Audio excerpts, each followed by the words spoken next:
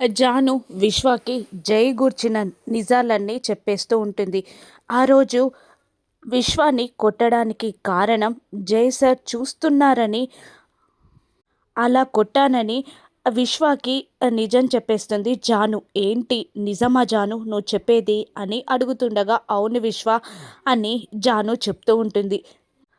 వాడికి నీపై ఉన్నది ప్రేమ కాదు జాను, ఒక ఇన్సెక్యూర్ ఫీలింగ్ మాత్రమే. ఇప్పుడు వాడి కోసం బెస్ట్ ఫ్రెండ్ అనుకున్న నన్ను వదులుకున్నావు. రేపు మీ అమ్మని, నాన్నని, నీ అక్కని, అన్నయ్యలని కూడా వదులుకోవాల్సి వస్తుంది. దానికి నువ్వు సిద్ధమేనా అని విశ్వ జానుని అడుగుతుండగా జాను సైలెంట్గా ఉండిపోతుంది. ఇక జాను టెంపుల్లో ఉందని తెలుసుకొని జై కూడా అక్కడికి వస్తూ ఉంటాడు. ఇక విశ్వ ఇలా చెప్తూ ఉంటాడు.